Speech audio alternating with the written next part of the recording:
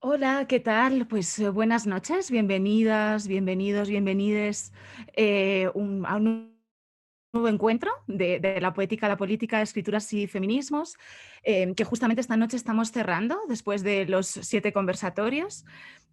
Y bueno, pues para finalizar, haciendo como algo breve, sí que quisiéramos agradecer, por supuesto, a Paola por la coordinación del ciclo y la propuesta curatorial, por la posibilidad también de vincularnos y de acercar a Bolivia a otras voces que desde diferentes territorios iberoamericanos se han ido uniendo a lo largo de estas 7 sesiones y, por supuesto, no quisiéramos dejar de agradecer todo el seguimiento que ha tenido el ciclo, la cantidad de tweets y de conversaciones, de ecos, de reverberaciones que se han ido abriendo a partir del ciclo y que esperamos que se puedan seguir abriendo. Como sabéis, todos los vídeos se encuentran en la página del Facebook del Centro Cultural y muy pronto también estarán en nuestro canal de YouTube.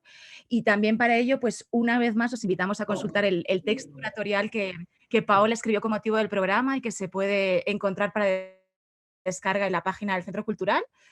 Eh, y bueno, pues también agradeceros a todos por los espacios tan distendidos y tan cercanos que hemos conseguido crear a lo largo de estos 7 encuentros, más alejados de lo académico, que también es lo que buscábamos, por la posibilidad de, bueno, de discutir estos temas también desde otros lugares que también nos parece necesario.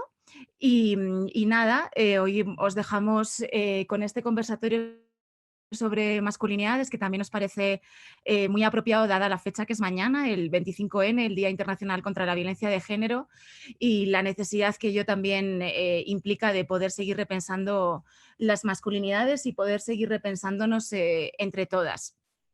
Así que nada, muchas gracias nuevamente a todas, todos, todes y nuevamente bienvenidas.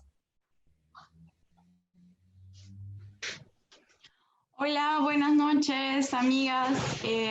Muchas gracias, Marta. Muchas gracias a las amigas del Centro Cultural de España de España La Paz, por habernos, por todo, bueno, por toda, por habernos acogido en todo el ciclo y todo el programa de escrituras y feminismos, de la poética a la política, por toda la sintonía que hemos tenido y en esta urgencia de hablar y de discutir feminismos desde las escrituras, siendo que las escrituras son una de las formas más importantes de organización, de difusión, de divulgación de pensamiento, entre otras cosas. Programa y este encuentro partiendo desde Bolivia, pero funcionando también para y desde otros y distintos puntos desde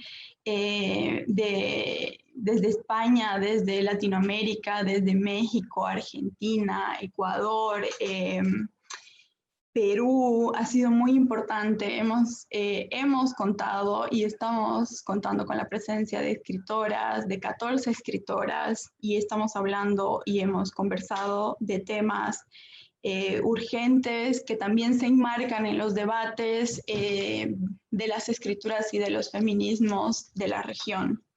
En nuestros anteriores encuentros y en nuestras anteriores 6 conversaciones, quiero repasarlas un poco porque creo que cada conversación funciona por sí misma, pero creo que se va tejiendo junto con la otra y hemos ido sumando un tejido importante, un corpus importante. Como dijo Marta, todas las conversaciones las pueden encontrar colgadas aquí en el Facebook del Centro Cultural España. Y hemos ido hablando de la primera conversación que hemos tenido con Clara Serra y con Agustina Paz Frontera. Hemos hablado de los debates internos del feminismo, cuestionarnos es regla. Luego, no señora, no somos iguales. Hemos hablado con Paola Yáñez Sinofuentes y con Elvira Espejo sobre feminismos afrodescendientes y feminismos indígenas. Hemos hablado con Lara Moreno y con Brenda Navarro sobre el lujo de leer y escribir, sobre el oficio escritural, pagos, trabajos del cuidado y más. Hemos hablado de escribir con y en los cuerpos con María Fernanda Ampuero y con Dolores Reyes. Hemos hablado del rescate de escritoras olvidadas con Vicky Ayllón y con Claudia Salazar. y la anterior conversación que hemos tenido, hemos hablado de la lectura como un acto político, de la lectura de mujeres, de la lectura de autoras, de la publicación de autoras junto con María José Navia y Fabiola Morales. Y hoy estamos con Enzo Maqueira y con César Antezana para hablar del feminismo y los hombres y de masculinidades. Es la última conversación que tenemos programada y tengo que confesarles que es a la conversación a la que vengo con más expectativas, más dudas, más curiosidad. Personalmente, hace mucho que vengo pensando este tema. Mi feminismo personalmente es un feminismo que no cierra las filas y cuyo objetivo es terminar con la serie de opresiones que se sostienen en el patriarcado, pero son opresiones varias para la sociedad, y esto es racismo, capitalismo, clasismo, con lógicas y resabios coloniales, por supuesto. Y pienso que si venimos exigiendo y demandando responsabilidad y compromiso de los hombres, de los varones y las diversidades en general, no podemos excluirlos de las conversaciones y del feminismo. Y en ese marco, hace mucho que sigo y leo a mis invitadas de hoy y entiendo y con mucha curiosidad leo sus producciones, pero también sus posiciones políticas, y las voy a presentar antes de hacerles las primeras preguntas que tengo para ellas. Enzo Maqueira es escritor argentino, publicó novela, cuentos y crónicas. Fue secretario de redacción de la revista Lea y es colaborador del diario Clarín y las revistas Anfibia, Vice en Español y Viva. Su última novela, Hágase usted mismo, fue finalista del premio Silverio Cañada de la Semana Negra de Gijón en el 2019. También es autor de Electrónica del 2014, El Impostor 2011 y Ruda Macho 2010, entre otros. César Antezana, Flavia Lima, poeta, editor y gestor cultural boliviano, es parte de la colectiva transcultural Almatroste desde el 2004, de la editorial artesanal del mismo nombre desde el 2007 y del fanzine La Zurda Siniestra, organizadores de la Feria del Libro Independiente y Autogestionada FLIA La Paz. Ha publicado el libro de narrativa y los poemarios El muestrario de las pequeñas muertes de la editorial Almatroste, Cuerpos imperfectos en el marco del segundo concurso de poesía Edmundo Camargo, Masochistics, que fue Premio Nacional de Poesía Yolanda Bedregal del 2017, Anjani con la editorial Yerbamala Cartonera, organiza el Festival Sudaca de Poesía Marica y es egresado de la Maestría de Literatura Boliviana y Latinoamericana de la UMSA de La Paz.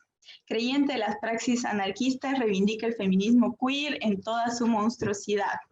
Les doy la bienvenida, les agradezco muchísimo, creo que es muy valioso que hayan aceptado mi invitación y que estén compartiendo conmigo y con las otras escritoras este espacio de la poética a la política. Y bueno, en realidad yo quiero comenzar hilando, como les decía, con todo el programa anterior y hablando de cómo se sitúan ustedes frente a estas conversaciones y a estos debates, que creo que son debates generales y que son debates, hace rato Enzo decía que claro, que pasan en la región y que somos una gran patria, es cierto, por los problemas que tenemos, y son debates que compartimos. Frente a situaciones laborales, por ejemplo, que tenemos las escritoras, frente al borramiento de escritoras mujeres, frente al movimiento, por ejemplo, No Sin Mujeres, porque siguen existiendo eventos, ferias, premios, antologías, cursos, revistas, medios, donde no se incluyen a mujeres, y para el caso también donde hay muchas otras exclusiones asentadas por factores de vulnerabilidad, como no hay mujeres indígenas, hay cuestiones de clase, hay muchas otras discriminaciones que están ahí balanceándose. Y estas lógicas en las que se mueve el mundo literario, editorial y cultural son lógicas patriarcales, capitalistas, de mercado, sostenidas, por supuesto, por la masculinidad, yo creo, por el patriarcado, que es la masculinidad. Primero, ¿Están de acuerdo conmigo? ¿Cómo se sitúan en esto, en estas lógicas? Creamos y leemos, ¿no? Una y otra. Y también en estas lógicas están los conceptos centrales de crear y leer, que son conceptos como calidad, como canon, como crítica, academia, ¿no? Y por ahí va mi primera provocación, que se las lanzo ahí y que no sé, ¿qué me tienen para decir al respecto? ¿Quién quiere comenzar? Entra. ¿Qué me dices? Ahí va. Bueno, en primer lugar, muchas gracias por la invitación, lo digo públicamente, gracias a vos, Paola, por esto, y al Centro Cultural de España en La Paz, y a César por estar acá conmigo, me honra la presencia de todos ustedes. A ver, hay varias cuestiones, me parece que estamos en un momento en donde el feminismo tiene una fuerza arrolladora en todo el mundo, particularmente en el continente, en América Latina. No es raro porque América Latina es un continente muy machista, por lo tanto no es raro que el feminismo, o esta ola de feminismo, no sé si comparte, pero yo siento que nació en América Latina, al margen de que después vino el Me Too de Estados Unidos y como siempre se llevó todas las luces, pero creo que nació acá esta ola.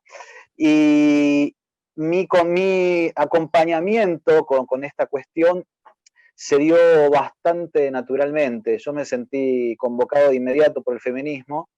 Eso no quiere decir que el feminismo me haya convocado, o los feminismos, o que haya sido bien recibido las veces que tuve convocatorias como esta. La verdad que una de las cosas que puedo decir es que me sentí naturalmente convocado por mi historia personal, y no terminaba de entender las reticencias por parte de muchos feminismos o muchas feministas a la participación de los varones en esto, hasta que en realidad me empecé a dar cuenta de lo mismo que creo que pasó a muchas compañeras, que al principio sí tenían a los varones más cerca en la lucha y después empezaron como a abrirse, porque sí, efectivamente mirás nuestro pasado y es muy difícil que alguno de nosotros no haya tenido alguna actitud machista, dudosa, moderada, o los peores casos ni hablar, pero sí, todos somos culpables, un poco culpables de la situación en la que estamos, todos fuimos victimarios, seguramente todos en algún momento de nuestra vida habremos ejercido mínimamente violencia verbal, sin dudas,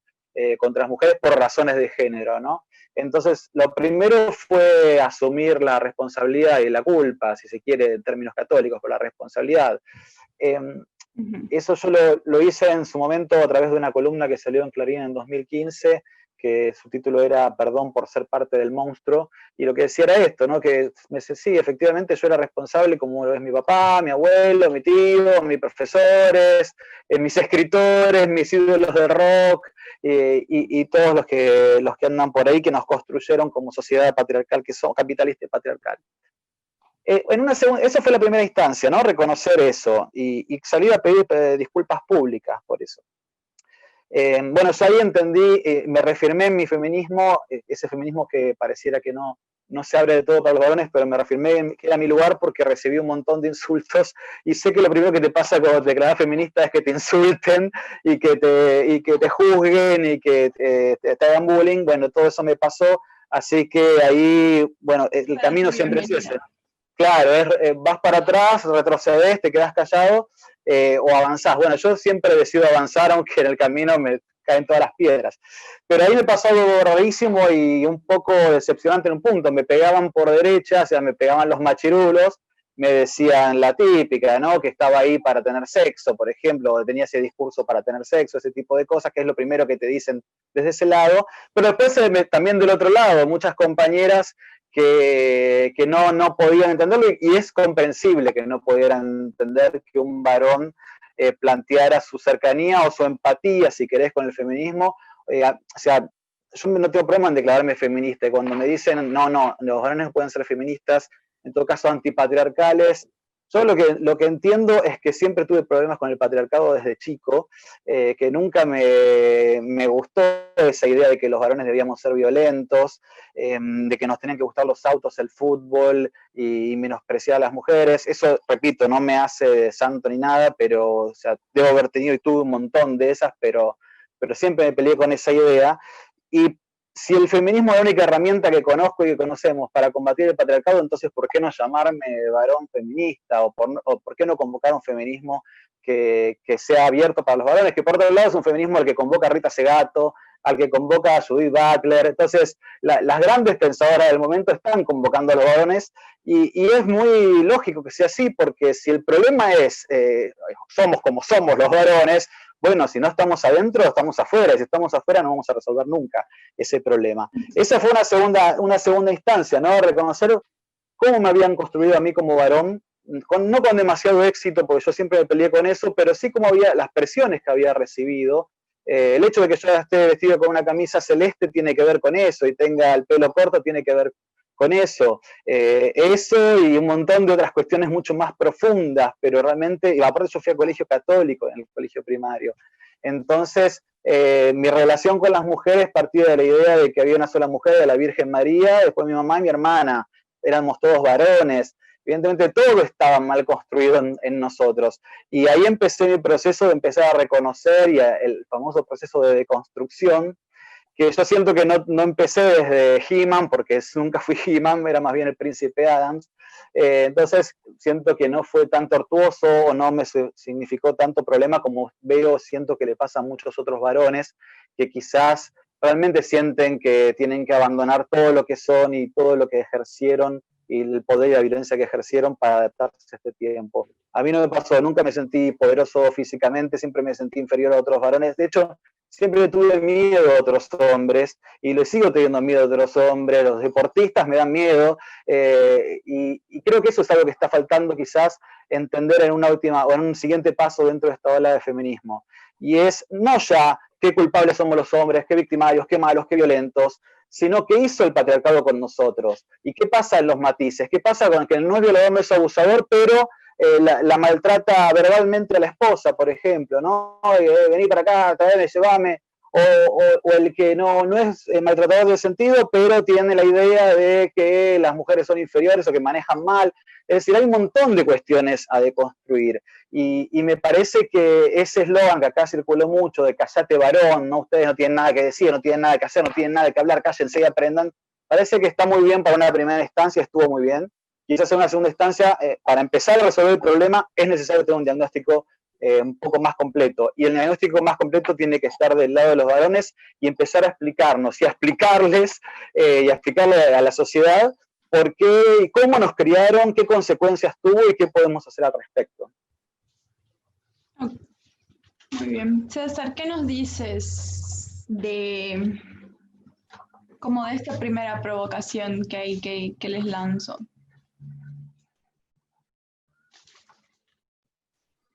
Hola, todas, todos. Hola. Gracias por la invitación, Paul. Es genial y excitante poder charlar, así como discutir tu rollo con estas charlas. Fue estupendo, ¿no? Hubo cosas súper lindas. Te felicito. Fue genial, ¿no? Creo que respecto de tus aseveraciones al principio, estoy pues de acuerdo, ¿no? Creo que en última instancia esta sociedad patriarcal, digamos, con una estructura muy, muy complicada, muy, muy dura, condiciona todas las posibilidades, digamos, de realización de la humanidad, ¿no? Específicamente, sobre todo, por supuesto, de las compañeras, ¿no? Estoy de acuerdo en ello. Creo que sin embargo, me parece que lo que estaba comentando Enzo, ¿no? Que es genial poder conversar contigo también, Enzo. Los acercamientos de los varones con respecto de los, digamos, de esta incomodidad, de la incomodidad que tú hablas en tu documento, Paola, creo que en el fondo es como una respuesta a la interpelación de las compañeras, ¿no? Entonces, en ese sentido, definitivamente creo que incluso los discursos de masculinidades, digamos, todo este rollo que se ha puesto de moda en los 90, ¿no? Bueno, sobre todo a principios del 2000, que se trabaja también en América Latina, que igual ha nacido, digamos, más o menos en el norte, nace, digamos, en un texto bastante bien, digamos, delimitado y preciso, ¿no? Que es el mundo de la academia, ¿no? Entonces, a partir de esa interpelación, digamos, de los feminismos que se ponen, digamos, en boga, al menos discursivamente, al menos tienen así como un espacio público bastante, digamos, amplio como para generar este tipo de respuestas desde la academia, de algunos varones que se sienten interpelados y entonces están generando intentos de respuestas, pero esos intentos de respuestas quedan aislados, ¿no? Creo que en ese sentido estoy de acuerdo, digamos, con las compañeras al estar emputadas pues con la mayoría de los compañeros varones que no asumimos o no asumen, no asumimos, digamos, propias motivaciones para poder generar empatía con ese movimiento, por ejemplo, ¿no? Creo en última instancia que, y esta diferencia me gusta hacer, ¿no? Cuando se trata de estos temas, hay como los feminismos son, digamos, el producto no teórico, qué sé yo, que parte, digamos, de la movilización consciente de muchísimas mujeres organizadas. No pasa lo mismo con los discursos de las masculinidades, ¿cierto? Los discursos de las masculinidades son espacios, digamos, más o menos cómodos, ¿no? Académicos, que logran un exitazo, es un hit, digamos, en determinado momento, ¿no? Grandes universidades tienen departamentos de masculinidades, ¿no? Al lado de los departamentos de género, al lado de los departamentos de estudios gays, digamos, ¿no? Que ya, bueno, luego todo se ha hecho un rollo. Pero creo que esa es una característica muy complicada, ¿no? Para tener en cuenta, ¿no? De cómo nuestras posibilidades, digamos, de acercamiento como seres humanos sexuados, digamos, por el pene, podemos tener con respecto de los discursos feministas, ¿no? Tengo yo muchísima suerte porque las cosas que yo les estoy compartiendo ahora y las que luego podremos charlar vienen, digamos, de la posibilidad de poder intercambiar, ¿no? Estas ideas en un espacio colectivo como es la colectiva Almatroste, ¿no? En el que la mayoría son compañeras y que en última instancia, y eso me resulta también, así de hecho recuerdo el Enzo, ¿no? Cuando empezamos a escuchar estas como colectiva, digamos, ¿no? Nosotras, cuando empezamos a escuchar estas o leer nuestras discusiones feministas, nos sentimos profundamente interpeladas, ¿no? Y ha sido un camino tortuoso, ¿sí? Tortuoso de verdad, ¿no? Como son las cosas que valen la pena en última instancia, ¿no? Y creo que ese camino colectivo me ha podido, digamos, cobijar de alguna manera, ¿no? De algunas posiciones en las que Enzo está diciendo que son ligeramente incómodas, ¿no? Como, claro, yo soy feminista, digamos, ¿no? Eso suena hasta pretencioso. Sé que no lo es siempre, por supuesto, ¿no? Y por supuesto confío en la autenticidad de los compañeros, pero ese soy feminista es complicado también de manifestar. No, pero sí, pero en última instancia estoy de acuerdo con tu primera aseveración. Jodida, por cierto. Que claro, no es una cuestión de molestia ni es como de posicionamiento. Me interesa varias cosas que ustedes han mencionado que ya me han robado todas las siguientes preguntas que ya tenía para hacerles, pero las voy a tratar de replantear de nuevo. Me llama mucho la atención que ambos mencionan ese lugar de incomodidad. Yo me imagino que estar aquí, que estar en el feminismo, que estar incluso habitando el mundo también una situación constante de incomodidad, igual que la que nosotras sentimos, y esto es lo que hay que rebatir, y es una cuestión real, y por eso estamos aquí, ¿verdad? Entonces, quiero hacer una pregunta más relacionada a la literatura y a la creación, porque esto también es algo que me llama mucho la atención y que quisiera saber cuál es su posición, porque creo que también me animo a decir que ustedes desafían la masculinidad desde dentro y fuera, porque podemos hablar políticamente fuera y dentro de la obra, ¿no? Como lenguaje, como creación. Me interesa saber si las políticas de las que hablamos, ¿no? Si las escrituras pueden ser, y claro, pueden construirse libres de estas poses machas, masculinas, patriarcales, rígidas, estereotipadas, quizás más humanas y más vulnerables, porque yo considero que la masculinidad le ha robado a los hombres esa posibilidad de ser vulnerables, y muy fuerte y muy jodido en la literatura y en la producción literaria, ¿no? Y lo he visto un poco en lo que ustedes hacen, y me gustaría saber cómo se plantean ese proceso creativo de escribir desde otros lugares también. Eso como es una pregunta dentro de la literatura y las escrituras antes de pasar a otros temas más políticos. Bueno, en mi caso, yo mi primera novela, que es Rueda Macho, está protagonizada por un chico en su despertar sexual que se siente de alguna manera machiruleado, usando palabras de ahora, ¿no? Se siente abusado, siente que los demás, los chicos más grandes, le tiran su macho encima, y él es más un ser etéreo. Esa novela salió publicada en 2010 y está basada en mi paso por el colegio de curas cuando era chico. Yo ahí tenía muy poca idea de feminismo, todavía no había empezado esta ola, había leído apenas a Simone de Beauvoir y no tenía mucha más idea que eso.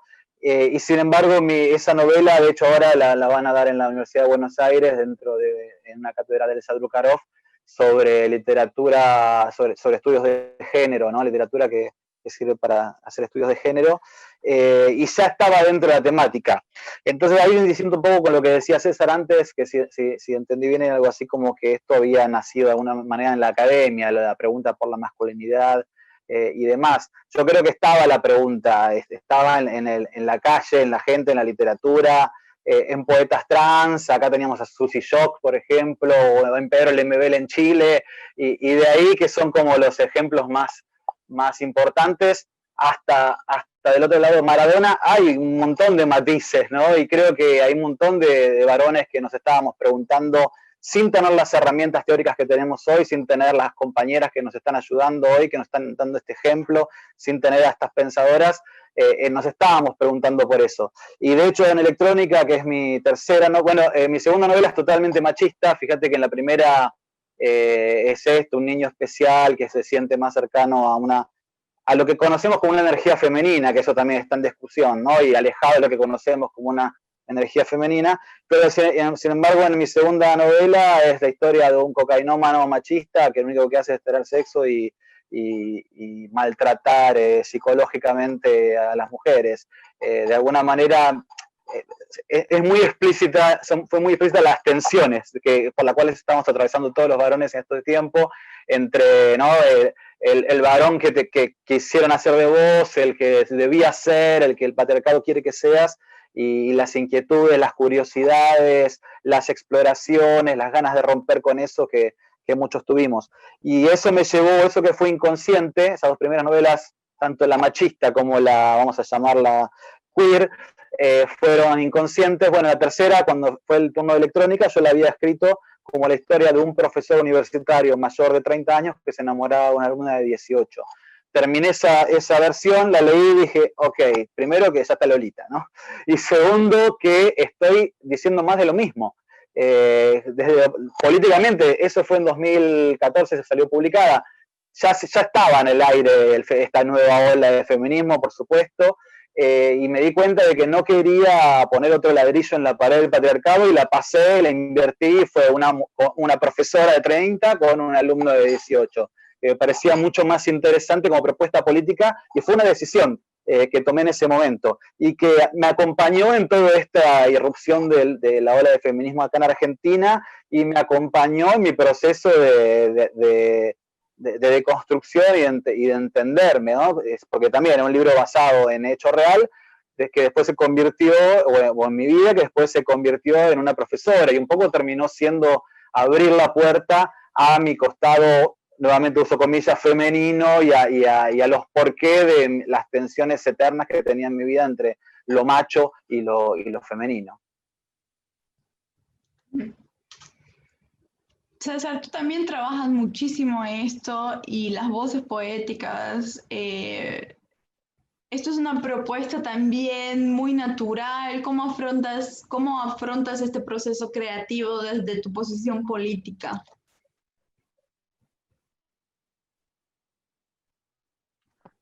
Genial, difícil, ¿no? Sabes, en el fondo, creo que, no, hay una, a ver, ¿cómo puedo empezar a pensar esto que preguntas?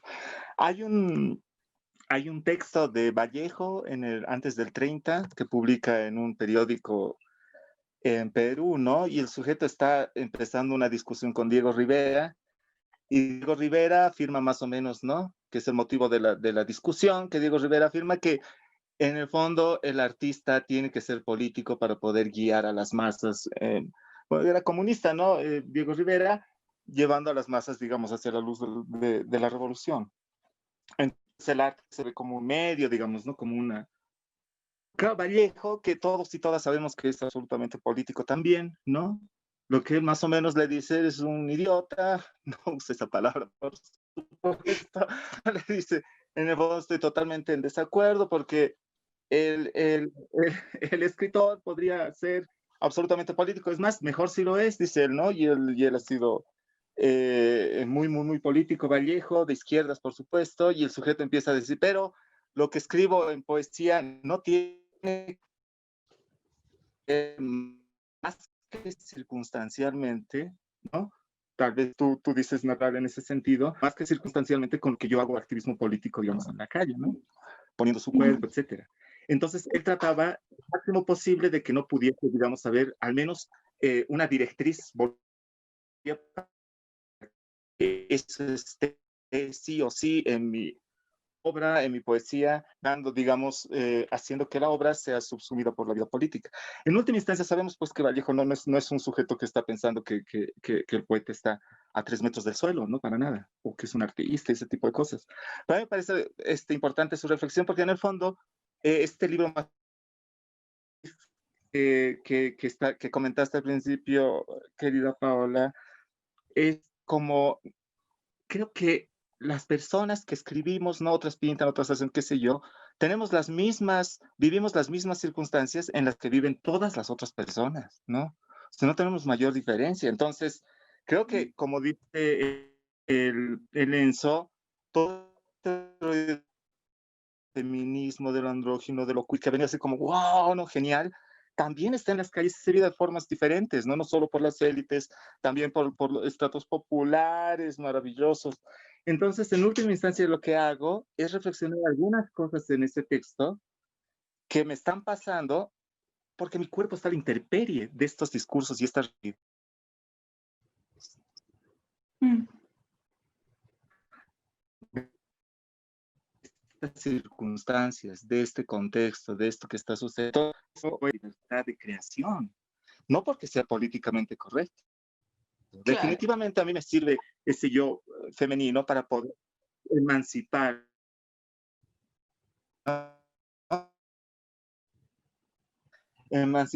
digamos, a medio posible político, definitivamente feminista y somos queer y estamos ahí interpelando desde donde se pueda, ¿cierto?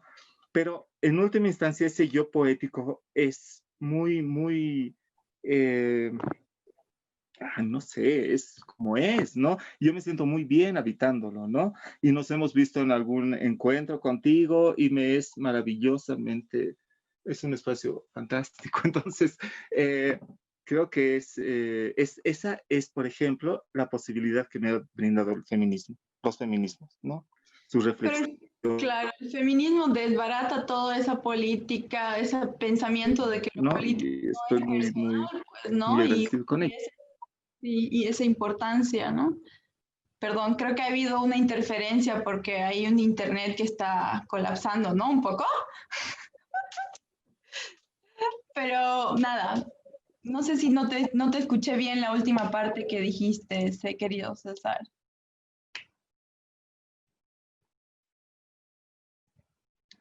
Perdón, interferencia técnica. Lo último que decía es que el feminismo creo que viene a desbaratar esto de que lo político no es personal. Y ahí es donde creo que entra en absolutamente todos los aspectos de la literatura dentro y fuera de nuestras vidas, ¿no? Lo que me lleva a mi siguiente pregunta, que es mucho más en el ámbito de la política y en la discusión de las masculinidades,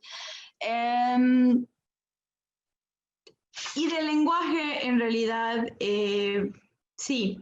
César, Enzo decías el otro día, y esto sí me llamó muchísimo la atención, porque creo que se me había ido esta cuestión de que ya no estamos hablando hace rato, y esto sí a veces en todo este debate de masculinidad, ya no estamos hablando de nuevas masculinidades, ¿verdad? Estamos hablando de destruir la masculinidad. Y esto sí, me parece muy interesante porque el feminismo también tiene mucho que ver y la política tiene mucho que ver con desbaratar el lenguaje, con crear lenguajes que puedan sostener nuevas narrativas, que puedan sostener imaginarios y realidades nuevas, que creen realidades nuevas, ¿no? En ese sentido, me gustaría sí hablar de esto, de destruir masculinidades, no de crear nuevas masculinidades. Y también, por ejemplo, de otras cositas que el lenguaje y otras jugaditas que el lenguaje hace, que a mí me hacen mucho ruido. Por ejemplo, estaba pensando en qué significa esta palabra que usamos mucho, pero que a mí me hace mucho ruido, por ejemplo, aliado, ¿no? A mí me hace mucho ruido. Si decimos aliado, estamos sacando por completo de la jugada, de la conversación, de la movida, de todos lados. Entonces, ¿cómo manejamos, cómo destruimos el lenguaje? Igual, ¿no? Esta discusión del lenguaje inclusivo, para mí es muy importante, por ejemplo, el uso del femenino y cómo mucho tiempo los hombres y lo masculino se ha resistido por completo a que nos refiramos a ustedes como lo femenino, como ellas, como ustedes, queridas, digamos. Entonces, no sé si podemos hablar un poco de esto del lenguaje y del papel en la construcción de la realidad. Sí, en cuanto a aliado, yo pienso aliado y pienso en la Segunda Guerra Mundial, el problema estaba en Europa y los aliados de Estados Unidos, que no estaba ahí, iba como aliado a resolver problemas ajenos. Y la verdad que no, por eso yo reivindico que soy varón y feminista, aunque sé que molesta un montón entre las feministas. Porque el patriarcado es mi problema también. Ser aliado presupone que no es mi problema. Que bueno, a ver, yo te ayudo a resolver el problema del patriarcado que tenés vos con el patriarcado. Pero ¿cómo? Es mi problema. Es mi problema. Lavar los platos. Claro, exacto. Pero por supuesto que es mi problema de lo básico, de que tengo ganas, estoy aburrido por vestirme de celeste y de negro y de marrón y no tengo ropa para ponerme otro color. Es mi problema de que en una época yo me pintaba las uñas y me encantaba, pero no podía tolerar la visión de los demás y cómo me juzgaban por mis uñas pintadas y cómo me miraban por mis uñas pintadas. O sea, tenía ganas de hacerlo, pero no lo podía hacer porque no, igual muy cobarde de mi parte, no podía soportar la presión. Es mi problema porque porque hay un montón de pibes que están, vamos a las cárceles en Buenos Aires, me imagino que en La Paz o en Bolivia pasará lo mismo. ¿Qué es lo que más hay? Hay hombres en las cárceles más que mujeres, porque hay hombres a los que le dijeron que tienen que salir a ganarse la plata para mantener a su familia, un peso así en tu espalda, a cualquier costo, y además te enseñaron que tenés que ejercer la violencia, que tenés derecho a usar la violencia. Por lo tanto, ese mantener a tu familia puede presuponer salir a robar, salir a matar, estar 40 años preso. Entonces, que me expliquen a mí por qué el patriarcado no sería mi problema. Por supuesto que es mi problema. Cosa chiquita, acá teníamos servicio militar obligatorio. Yo era un chico, como dije, débil, flaquito, asustadizo, cobarde, no iba de las clases de educación física, odiaba, tocaba el piano y me gustaba leer poesía. Y me podría haber tocado ir al servicio militar y estar un año corriendo y haciendo flexiones y rogando que a nadie se le ponga entre ceja y ceja y que me haga pasar un mal momento, incluso matarme, como le pasó a un soldado acá que terminó con el servicio militar su muerte en los 90, el soldado Carrasco, lo mató el patriarcado. Y hoy a principio de año tuvimos, este año, a principios de año, tuvimos el caso de unos rugbyers de 18, 19 años, 20 como mucho, que en manada salieron a pegarle a otro chico y lo mataron. El patriarcado es el que manda a pegar en manada a rugbyers, le arruinó la vida al chico, le quitaron la vida al chico y se arruinaron la vida a los 4 o 5 pibes de 20, 18 años que van a estar presos, vaya a saber hasta cuándo. Porque les enseñaron que tenían que ser violentos, que había que pelearse, que había que ganar una pelea, que eso los hacía más hombres. Por supuesto que el patriarcado es mi problema y lamentablemente o afortunadamente no tengo más herramientas para defenderme de eso y para romper con eso que el feminismo. Por eso es que no soy aliado, no soy aliadín, no soy banana de patriarcado, soy varón feminista y es verdad lo que decía César recién del aislamiento. Son voluntades, hacemos aisladas, tenemos desconfianza entre nosotros mismos, nos pasa entre los mismos varones que estamos con este pensamiento, no terminamos de confiar entre nosotros porque es histórico, en realidad nunca confiamos entre nosotros. Eso de la cofradía de varones, que nos queremos todos, somos amigos, no. Puede ser que todos querramos compartir el poder de alguna manera o disputarnos el poder, pero no hay amor, no hay diálogo, no hay debate, no hay ni remotamente nada parecido a lo que tienen las mujeres hoy en día, que a mí la verdad que me da mucho orgullo verlo y me encantaría poder formar parte de eso realmente, ese diálogo, ese debate, ese intercambio de ideas. Entre nosotros no lo hay, los tenés jugando a la PlayStation como si nada. Acá existe en Argentina un grupo que se llama Varones Antipatriarcales, que se fundó 2006, hace mucho tiempo. Se juntan, son pocos, se juntan, pero por ejemplo cuando hicieron su congreso de Varones Antipatriarcales, el congreso de muchas de las compañeras feministas se burlaban de ellos, en lugar de decir, che, qué bueno, estos chicos están desde 2006 pensando esto, vamos a sumarlos. Entonces, parece que sí, que es nuestro problema, por eso no se trata de aliados, sino de feminismo. Después no me acuerdo qué otra parte de la pregunta habías hecho, pero capaz puede seguir César y después sí, o como quieran. Sí, no, sí, lo que quieran de ustedes, cuando necesiten, se acuerden o algo, Dale. Intervienen. César, dale, seguí César y después te retomo. En la misma línea del lenguaje y de esto que decía de aliados y de esto y de destruir las masculinidades, no crear y de estos truquitos del lenguaje. Cuando yo te invité a esto y en esto de que leemos en tu video que reivindicas la monstruosidad del feminismo queer, y yo te pregunto cómo me refiero a vos, ¿no? El papel que el lenguaje juega en esta política del feminismo queer, ¿qué me dices de eso?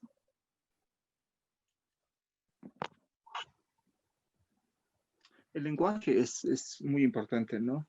Creo que a ver, lo que pasa es que todo este rollo de la escritura, ¿no? Nace dentro de contextos ya construidos patriarcalmente, ¿no? Entonces son el espacio que tienen los estados, los primeros estados, digamos, que llaman prístinos, para poder recrearse, pervivir, normar, ¿no? También el lenguaje, por supuesto, pero hay ciertas condicionantes estructurales, ¿no? Ya el patriarcado, el esclavismo, que están generando condicionantes así sobre el lenguaje, sobre la escritura. Entonces, de ello nos viene todo este rollo que incomoda, ¿no? Ahora, estoy absolutamente de acuerdo con el uso, digamos, con la modificación del uso de nuestro lenguaje, de nuestro idioma, ¿no? De nuestra escritura para poder visibilizar, digamos, corporalidades, subjetividades invisibilizadas por esos sistemas de opresión, discriminación, explotación. Pero, claro, estoy totalmente de acuerdo, sin embargo, es totalmente insuficiente también, ¿no? Y algunos de los temas que has estado charlando con las escritoras que invitaste durante estos meses tienen que ver con esos otros temas, ¿no? Porque, claro, está nuestro rollo, digamos, ¿no? Que compartimos eso, tú en este momento, de la escritura, ¿no? De los espacios, digamos, que estamos construyendo, ya sea ficcionalmente o no, estamos ahí trabajándolos, ¿no? Sin embargo, esos espacios lo que están, digamos, haciendo es jugar en una es que no quiero usar un término marxista. Estamos como jugando en la superestructura, digamos, ¿no? Entonces hay un par de cosas que subyacen a esto visible y que a menudo no podemos ver, ¿no? Sé que esto no es nada nuevo para nuestros países, nuestra región ha estado convulsionada recientemente y estas crisis nos han permitido ver realmente cuáles son, digamos, los hilos que manejan la apariencia, digamos, cotidiana. Entonces, sí, definitivamente estoy de acuerdo con el uso de estos. Mira, hay un texto de un sujeto que se llama Mark Milligan. ¿Sabes cómo? El sujeto dice, Millington apellida, ¿no? Y el sujeto tiene un libro que analiza, digamos, la gran narrativa latinoamericana de 1920 a 1980. Y el sujeto titula su libro como Hombres Invisibles, ¿ya? Y tiene que ver con lo que Lenz estaba diciendo, ¿no? En el fondo, y quisiera leer la novela que estabas comentando al principio de tu intervención, la que escribiste, porque este sujeto tiene la tesis, ¿no? Con que puedo yo estar de acuerdo, de que en el fondo hay una reflexión por encima de lo que es la masculinidad, ¿no? Y que no hay una lectura de la subjetividad, que ni siente, que sufren, que no harán, que no harán, que no harán, porque se supone que ya está dado, es como la norma, ¿no? Entonces lo que se reflexiona es lo otro, ¿no? Que es distinto de lo que es dado y que es la norma, que es lo femenino.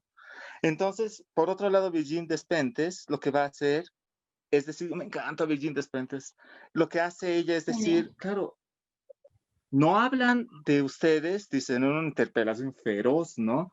En su teoría, digamos, King Kong, no hablan de ustedes, no, es decir, hablan de las mujeres porque es más fácil hablar de ellas porque les evita hablar de ustedes, dice. Claro. Claro, el libro está escrito hace tiempo, ¿no? Entonces hay como una suerte de secreto profesional, digamos, ¿no?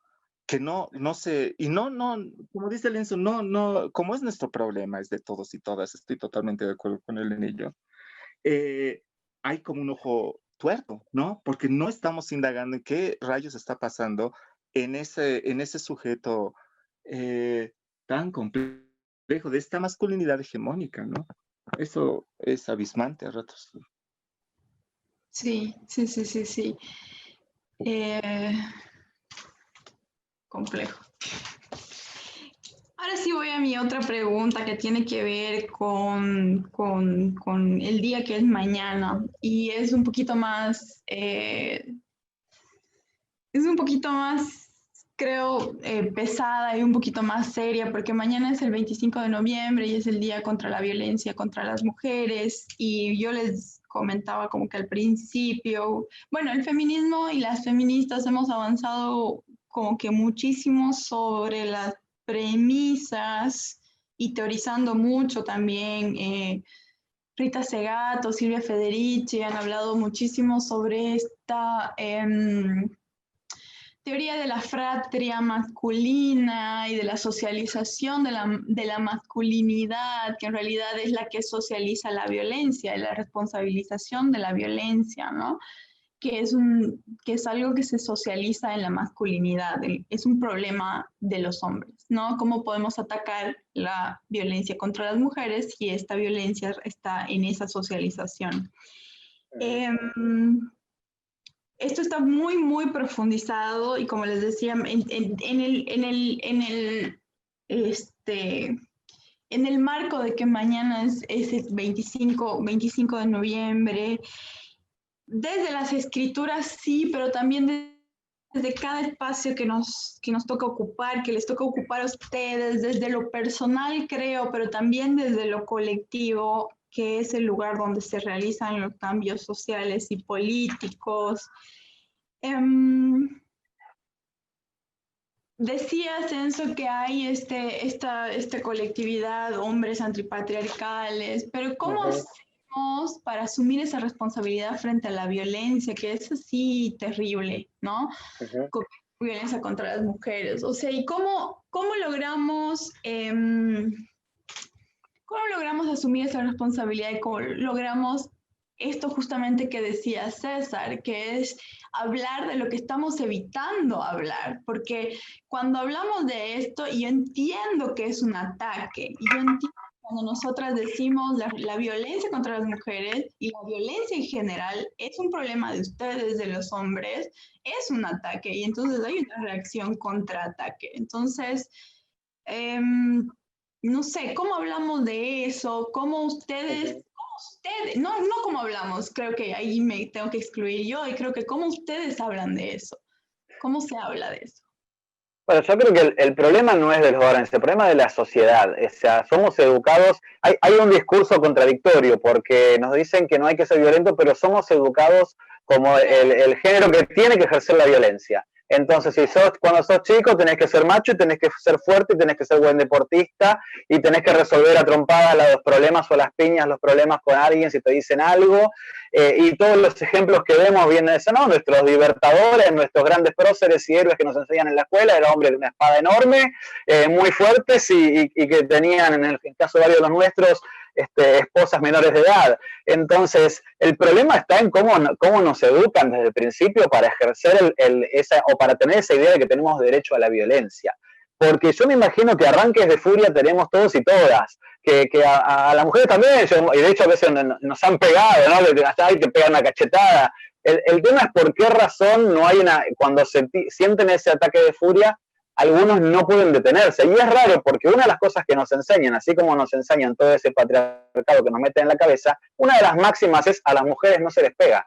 Y sin embargo, cuando dicen hijos sanos del patriarcado, no, porque el patriarcado te enseña eso también. Pero es tan contradictorio el mensaje todo el tiempo que hay mucha gente que no lo contempla. Yo creo que uno de los principales problemas de la violencia es lograr un diagnóstico acertado. Por un lado está todo eso que se dice mucho de que hay hombres que no quieren renunciar a sus privilegios, parece que sí, que es una posibilidad, que es una de las causas. También hay un problema con el manejo de la furia. Manuel Puig, en una entrevista famosa que le hacen en España, Joaquín del Solar Serrano, que se llamaba, dice, mi padre era un hombre que tenía muchos problemas para controlar sus nervios.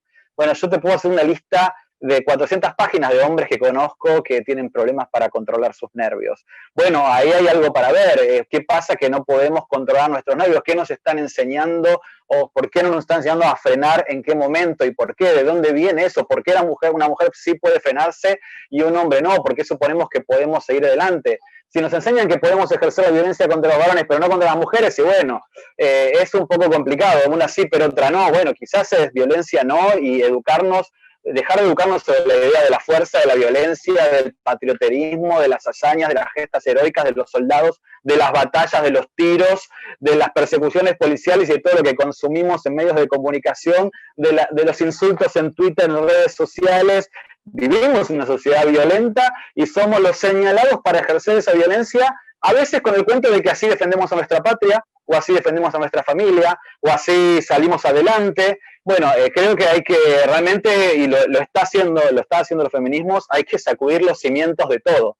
Por empezar el capitalismo, el capitalismo y el catolicismo primero que nada, para empezar a resolver el tema de la violencia. Solo con discursos académicos sobre los privilegios yo creo que no es la respuesta, hay mucho más que eso. Y hay una cuestión de tensión sexual que es evidente. Somos todo el tiempo hiperestimulados visualmente, nuevamente redes sociales, medios de comunicación mediante, pero no nos enseñan, no nos dan las herramientas para vincularnos con aquello que vemos y que nos gusta y que deseamos y que tenemos derecho a desear, y está muy bien que deseemos.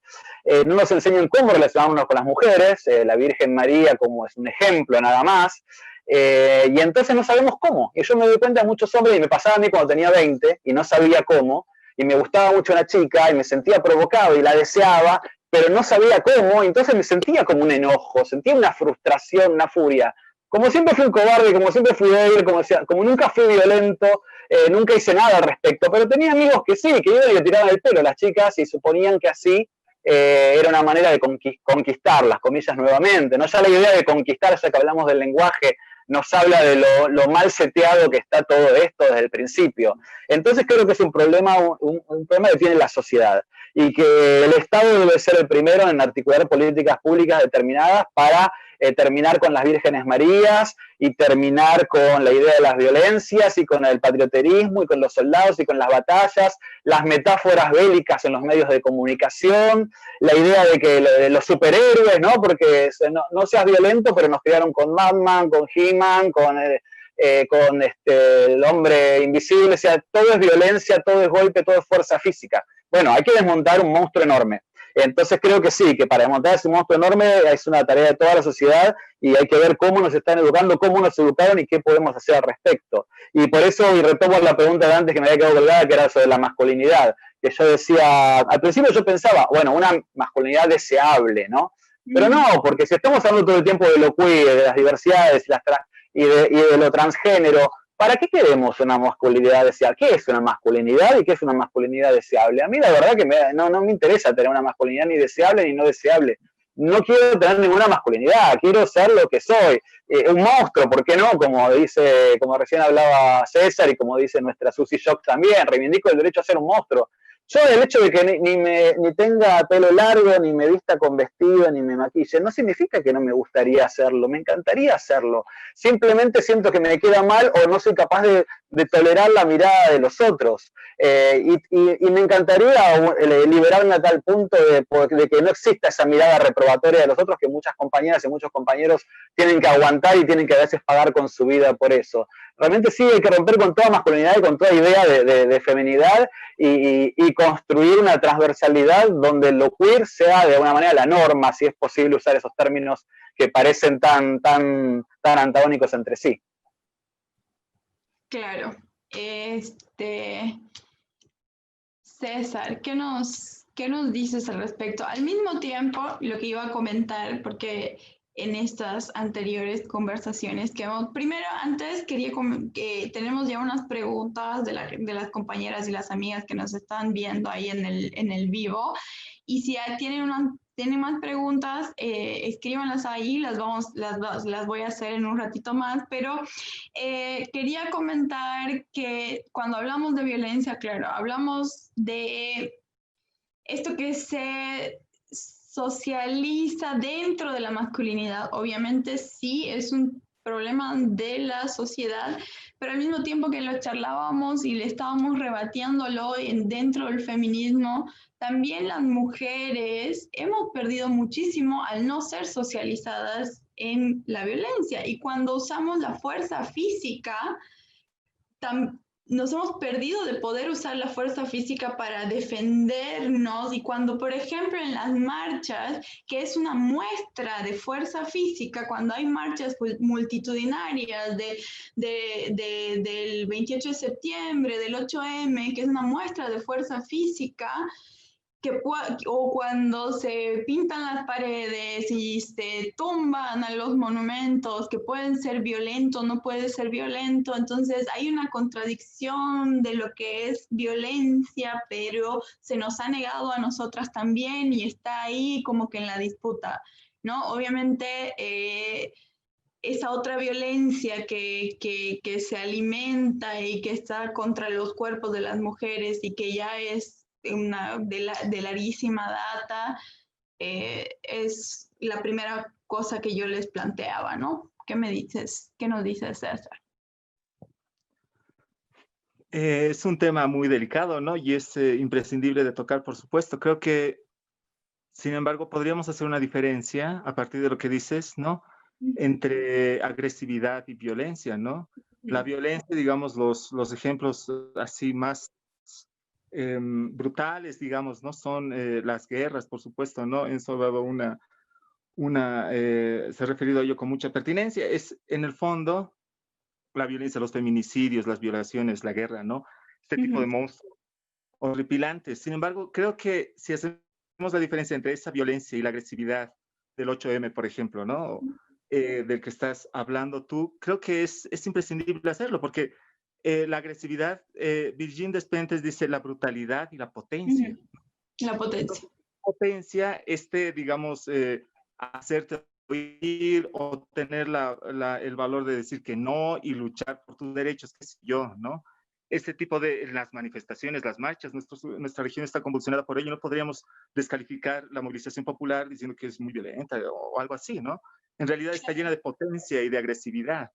Creo que esa diferencia nos ayuda también, digamos, a ver el lado de que muchos los feminismos han generado discursos y acciones agresivas maravillosas, ¿no? Que probablemente, porque es seguro, digamos, que las cosas cambiarían muy lento, o no cambiarían, ¿no? Si no pudiésemos recurrir a esta presión, digamos, en las calles, qué sé yo.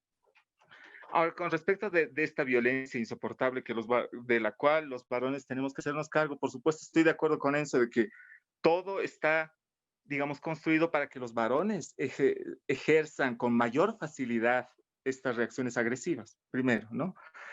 Y luego, esta noción del patriarcado que hace que los varones se sientan dueños de los otros cuerpos, ¿no? No solo de los cuerpos femeninos, ¿no? De los cuerpos infantiles, ¿no? De los cuerpos feminizados, ¿no? La transfobia, ¿no? La violencia contra las travestis, etcétera. Este tipo de construcciones, pues, estamos alentados, por supuesto, ¿no? Y eso tiene que ver con acuerdos de miles y miles de años, ¿cierto? Para construir ciertas relaciones. Bueno, eso es muy complicado, pero es también modificable, ¿no? Es modificable, definitivamente. Y ese es un gran aporte que nos han dado las reflexiones feministas, en el sentido de que todas estas son construcciones culturales de las que podemos deshacernos. Por otro lado, estoy de acuerdo también con el hecho de que eso está refiriéndose no solo al patriarcado, ¿no? Tú también lo has hecho en tu documento, que es genial, ¿no? Hablas también del capitalismo, de toda esta herencia colonial que tenemos arraigada en nuestra región, etcétera.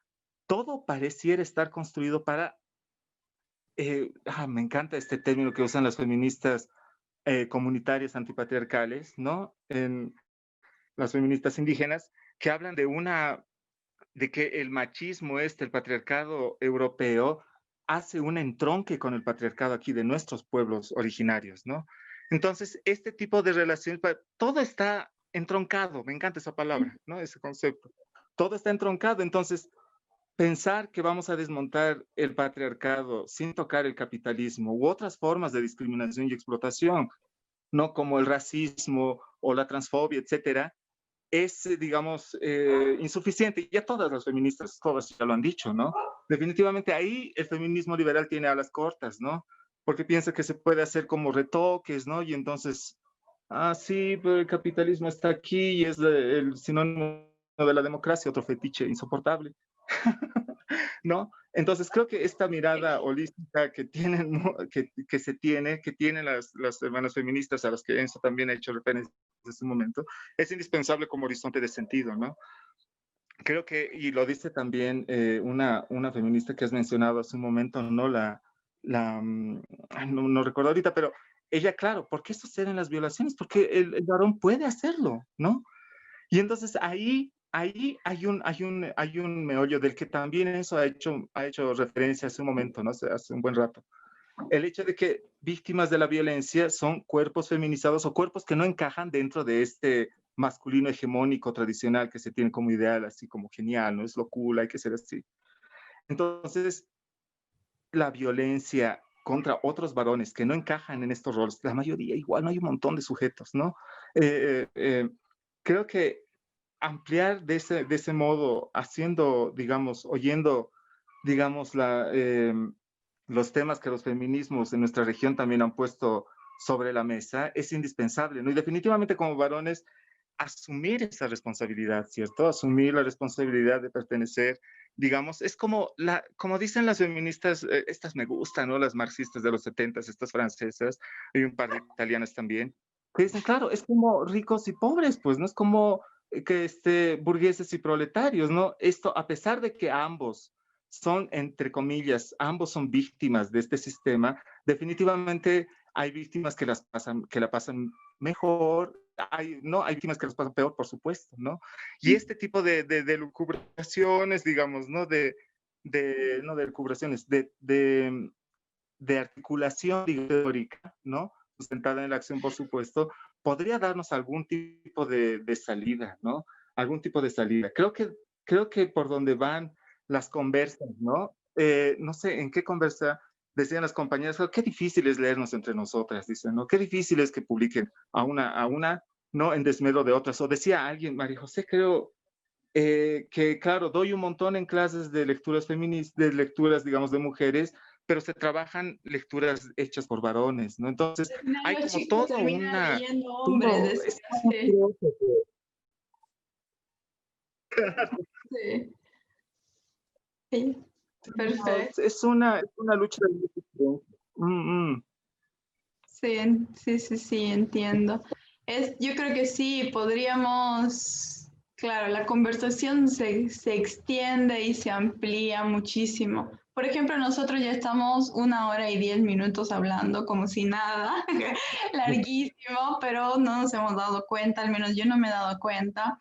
Hay bastantes saludos para los dos, tienen muchos fans por aquí. Alan Walter dice, es más cómodo seguir la línea y no hay espacios organizados donde los hombres podamos hablar de esto y ahí el feminismo tiene un ecosistema más trabajado, que es lo que ambos estaban diciendo. Y hay una pregunta que también yo la quería hacer, pero Mariana Díaz la hace y me parece muy, muy pertinente porque también por ahí todas queremos saber y es, ¿qué leen los hombres feministas? ¿Qué tendrían que leer los hombres para entender el feminismo? ¿Cuáles son sus recomendaciones? Para esto de las masculinidades, y ¿de qué se alimentan ustedes en lectura? Sí. Bueno, yo no tengo una relación con el feminismo que haya nacido de la teoría, sino de las cosas que fui contando, de la empatía, de la infancia. Sí, en el medio había leído a Simone de Beauvoir, sí, después, más acá en el tiempo, leía a Judith Butler, leía a Rita Segato, las sigo en las entrevistas porque son las feministas que dicen un poco lo que yo quiero escuchar, que es que convocan a los varones, porque también hay otra línea que nos saca corriendo y no me interesan tanto. Acá en Argentina particularmente Luciana Pecker, que escribió Putita Golosa y ahora, bueno, varios libros más, me parece una persona muy lúcida, una de las feministas más lúcidas que tenemos en Argentina hoy, y Tamara Tenenbaum también, son las dos que sigo mucho y además hablo con ellas seguido y son de una manera un oráculo, no, oráculo es la palabra, no sé si es exacta, bueno, me generan un intercambio interesante que siempre me hace pensar y me hace aprender. Yo les diría que lean, sí, pero que antes de leer empiecen como a identificar primero cuándo fueron victimarios y segundo cuándo fueron víctimas y de qué manera fueron víctimas del patriarcado. Cuando, por ejemplo, siguieron una carrera que tenían que seguir porque papá quería, porque sos el hijo varón y tenés que ser abogado como papá. Hay 1.800 millones de casos así. Quizás no tenemos identificado que eso es el patriarcado, pero eso es el patriarcado. Ahí tenés un tipo que está estudiando para seguir la carrera del patriarca, de papá, una carrera patriarcal como es la abogacía, de poder, bien de macho fálico, que genera un montón de frustración, un montón de hombres a lo largo del mundo, hombres que están frustrados y que después son violentos y que no saben controlar su vida y que hacen las cosas que hacen. Entonces, es muy interesante, muy importante empezar a reconocer cómo nos afectó, de qué manera, en qué pequeños micromachismos que nos afectaron también a nosotros. Y en tercer lugar, creo que está bueno tomar una actitud activa, o sea, salir a hablar, porque es verdad que estamos aislados, pero en cuanto más seamos los que salimos a hablar aisladamente, esa red, ese ecosistema que decían recién, se va a armar solo. Que necesitamos salir y no tener miedo a salir, por más que te peguen de izquierda y de derecha, como nos suele pasar. Y algo importantísimo que siempre dice Luciana Pecker, que me parece que un poco es el pasaporte o el derecho de piso, que es romper lo que se llama el pacto de caballeros. Que si sabemos que tenemos un amigo violento, le digamos que es violento a él, le digamos a nuestros amigos que es violento, que no sea más amigo, o que planteemos la cuestión, es que no pase como si nada. O si tenemos un amigo que se está viendo actitudes que no son las que uno espera, que no tiene responsabilidad afectiva, que se comporta como un tarado, un machirulo, bueno, que hagamos algo al respecto. Muchas veces nos piden eso. Entonces, bueno, frénenlo ustedes, a veces parece como que nos están pidiendo que seamos violentos con él también. Creo que no ese es el camino, pero sí romper ese pacto de caballeros de alguna manera. No hay tal cofradía para proteger, no son nuestros amigos, no son alguien que hace eso no es un caballero y tampoco me interesa la idea de caballero. O sea, no solamente rompamos el pacto de caballeros, sino que rompamos la idea de caballeros, sobre todas las cosas. Sí, me parece importantísimo, me parece de base. ¿Qué nos dices, César, de las lecturas?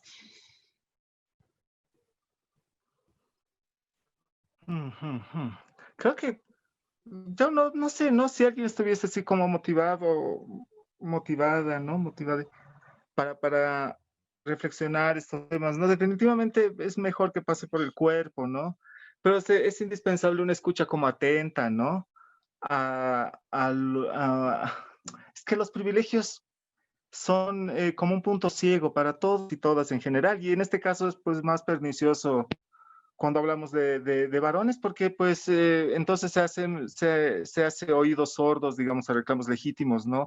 A agendas políticas indispensables, digamos, para la liberación del ser humano en general, como son los feminismos.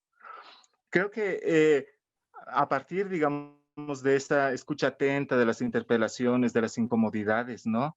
De las explosiones de histeria que también tenemos, ¿no? Como varones y como sociedades, ¿no? En el sentido de que se maneja histeria, digamos, que manejan histeria sujetos como Zizek, digamos, de explosiones ante una situación que nos incomoda habitar, ¿no? Papeles que son tan restrictivos, tan condicionantes, tan insoportables en nuestras subjetividades, que definitivamente se manifiestan de formas así como inexplicables, ¿no? En ese sentido, creo que esa escucha atenta es indispensable. Luego, ya digamos, como mirando más literatura, por supuesto, todos los feminismos son geniales, a mí me encantan, particularmente, digamos, los feminismos que tienen algo de marxismo o anarquismo, y así es como, oh, ¿no? Pues siento que van más allá del, siento que van más allá, digamos, al que Monique Wittig dice, ¿no? Eh, todo está mal si empezamos a creer, ¿no?, el discurso de qué lindo es ser mujer, digamos, en el sentido romántico, digamos, del término, ¿no? Que maneja muy bien, digamos, los feminismos liberales, feminismos de la diferencia, etcétera, ¿no? Creo, me parece así riquísimo aporte las anarcofeministas, por ejemplo, ¿no? Aquí las mujeres creando un trabajo maravilloso, o el trabajo que hacen las feministas de la Via Yala, ¿no? Las antipatriarcales, ¿no? Con el feminismo comunitario, eso es así como maravilloso, ¿no? Maravilloso. Y claro, ya hablé de estas feministas marxistas de los 70, que es como genial, ¿no? O el grupo Pan y Rosas, ¿no? Que tiene que ver con el trotskismo y tiene que ver con una lucidez, opino yo, ¿no? Desde mi punto de vista, no podemos discutir también y hacer trizas lo que digo, pero me parece que ahí, al menos en algunas facciones, el trotskismo ha hecho como algo que el anarquismo ya había hecho hace mucho tiempo, ¿no? Tener mucha atención a no solo relaciones de explotación de clase, sino también de estas otras relaciones insoportables, digamos, de desigualdad de género, ¿no? Sin embargo, me gusta mucho la literatura de mujeres, ¿no? Que trabajan en muchos espacios, ¿no? Has invitado a escritoras maravillosas, ¿no? Y, y de todas ellas tendríamos que leernos algo, ¿no? Lo que tú haces igual me parece absolutamente ponderable, ¿no? O Liliana Colanzi, ¿no? Que tiene ahí, a la par de su escritura, que disfruto muchísimo, tiene ahí todo un discurso bien pensado, bien elaborado, digamos, ella habitando en espacios así como ligeramente más complicados como Santa Cruz, digamos, ¿no? Estas ciudades son complicadas, La Paz, ¿no? Sin embargo, estas lecturas, digamos, de escritoras, ¿no? De escritoras me parece absolutamente indispensable y a partir de, además de todo lo que hemos dicho, ¿no? También para poder ampliar esta idea, digamos, de complejidad del mundo, ¿no? Es todo como cojear, ¿no? Todo el movimiento del que también han hablado con la Vicky, ¿no? De invisibilización de voces de grandes escritoras, de grandes pensadoras, ¿no? Mutilaciones, ¿no? De estos grandes recorridos o propuestas, digamos, literarias, ¿no? Pues propuestas estéticas, ¿no? Creo que ese acercamiento, digamos, honesto, en buena onda, digamos, ¿no? Valorando otras escrituras, me parece también absolutamente recomendable, ¿no? Hay que leer, y es una literatura maravillosa, ¿no? Y hay tesoritos así geniales en Latinoamérica, ¿no? Creo que por ahí podríamos pensar, yo pienso. Fantástico. Queridas amigas, nos hemos excedido ya. Yo creo que sí podríamos seguir hablando y sí podríamos seguir conversando sobre este tema y sobre lo siguiente. Hay un par de preguntas ahí, pero tenemos que ir cerrando. Tengo que liberarlas. Y también tengo que cerrar el ciclo porque ya esta es la última conversación y ha sido para mí bastante satisfactorio haber contado con el tiempo, la buena onda, los conocimientos, la producción. las risas y todo lo que ha sucedido en estos 7 encuentros, en estas 7 semanas, con 14 escritoras maravillosas. Lo que dice César es cierto, tienen que leerlas a todas.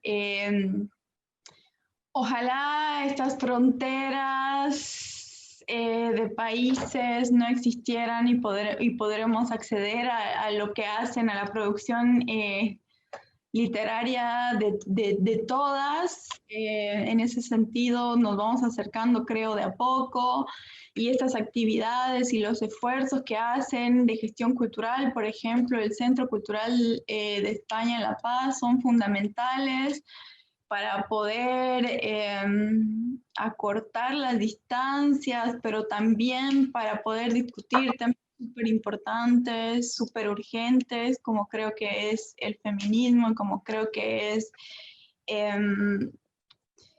la urgencia de discutirlo en la región y entre personas, desde Bolivia además, que es geográficamente también un punto central desde que tienen que surgir también muchas demandas y mucha organización, como decíamos al principio de la charla, deberían surgir cosas mucho más potentes. Yo quisiera, no sé si ustedes quieren decir algo más para despedirse.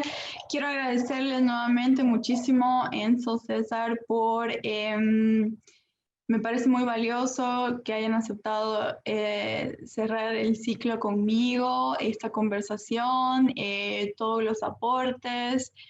Estoy muy contenta de cerrar con ustedes y estoy más que satisfecha y feliz. Bueno, yo te quiero agradecer a vos, Paola, al Centro Cultural de España en La Paz, a César, a quienes estén también ahí escuchándonos, mirándonos por esta oportunidad, porque la verdad que no abundan los espacios en donde los varones podamos hablar de estos temas, y siento que es muy bueno y muy importante, tanto a nivel personal, pero sobre todo a nivel político, porque efectivamente lo personal es político, y si hay algo que tratamos de hacer es ayudar a que realmente tengamos un presente feminista donde no existan las violencias contra las mujeres, donde el patriarcado no nos oprima a ninguna de nosotras, y que esto sea un comienzo. Ojalá sea un comienzo y nos volvamos a ver pronto y sigamos construyendo, porque realmente las fronteras no existen. Así que son ilusiones, así que vamos por eso. Vamos por eso. César. Sí, yo estoy muy feliz, ¿no? Considero siempre que con nuestra colectiva, ¿no? Con las hermanas con las que podemos reunirnos, charlar, activar algunas cosas, que todo este rollo, digamos, tanto teórico como de acción, nomás es, pues, nacen cosas maravillosas cuando podemos discutir, ¿no? Cuando podemos encontrarnos. Y el espacio de Casa Abierta me parece absolutamente valioso y riquísimo, ¿no? Y ojalá pueda tener algo de continuidad, ¿no? Decías en tu texto que deberíamos, como Butler dice, ¿no? Que, ay, sí, Butler es maravilloso, ¿no? Y me gusta también, que estos debates más largos, ¿no? De más largo aliento, ¿no? A veces nos quedamos en un chapucero intercambio, digamos, de opiniones. Creo que tu afán apunta a algo más allá, entonces yo pues estoy muy feliz de poder ser parte de este rollo, ¿no? Tan rico, intenso. Entonces, en este intercambio de miradas, de opiniones, de percepciones, etcétera, ¿no? De poner en juego nuestras subjetividades, apuestas políticas, etcétera, está la posibilidad, pues, de llevar adelante pues, ¿de qué más podríamos hablar si no es de una revolución, ¿no? Pues los parches no bastan, y ahí estamos ahí todas y todos metidos, ¿no? Otra vez, mil gracias, Enzo, igual me encantó charlar contigo, Paola, nos vemos pronto, espero. Besos a todas, todes, todis, todos. Besos, espero que la próxima que nos encontremos con todos, con todas y con todes sea en vivo, en La Paz, en Santa Cruz, en Bolivia, en Argentina, en algún lugar, con una cerveza, con un vino, no sé. Y nada, muchísimas gracias. Todas las conversaciones están colgadas aquí en el Facebook del Centro Cultural de España en La Paz, y efectivamente hay una disposición de que estos debates y estas conversaciones y este programa continúe, y que no sea solamente un fuego artificial, sino que podamos seguir profundizando y podamos seguir hablando de feminismo y escrituras. Muchas gracias al Centro Cultural España, y pues nos seguimos viendo. Gracias. Buenas noches. Chao. Chao.